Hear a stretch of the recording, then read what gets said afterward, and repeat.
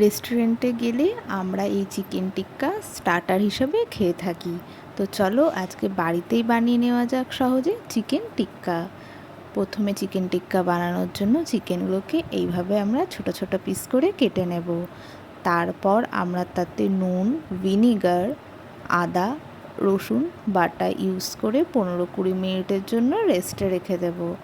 আর এখানে আমরা কিছু কিছু জিনিস অ্যাড করব, চলো তোমাদের দেখাই। তারপর আমরা ফ্রাইং প্যানটাকে গরম করে দেব সর্ষের তেল। আমি এখানে বাটার ইউজ করছি ফ্লেভার আনার জন্য, তোমরা নাও করতে পারো। তারপর আমি গ্যাসটাকে বন্ধ করে দেব হচ্ছে বেসন। খুব আস্তে আস্তে এটাকে জ্বালিয়ে নেবে, দেখবে যেন ধরা না লেগে যায়, কালারটা ঠিক এরম আসবে। তারপর একটা বাটিতে নেব সর্ষের তেল, কাশ্মীরি লঙ্কার গুঁড়ো, আচ্ছা এটা আমরা করছি কালার আনার জন্য, তোমরা চাইলে লঙ্কার গুঁড়োও অ্যাড করতে পারো। তারপর ম্যারিনেট করা মাংসের টুকরোগুলো আমরা এর ওপর দিয়ে দেব। তারপর দেব ধনে গুঁড়ো, কসুরি মেথি পাতা, জিরে বাটা, নুন আর ওই ভুনা বেসনটা। তারপর এখানে দই দিয়ে খুব ভালো করে মাখিয়ে নেব। দেব কর্নফ্লাওয়ার দিয়ে 20-25 মিনিটের জন্য রেস্টে ছেড়ে দেব।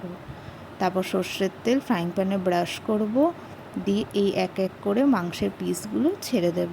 এই যে দেখো কি সুন্দর ভাজা হয়ে গেছে। আমার কথা শুনে তোমরা একবার এটা ট্রাই করো। আর অবশ্যই আমার চ্যানেলটা সাবস্ক্রাইব করতে তোমরা কিন্তু ভুলবে না। Thank you for watching.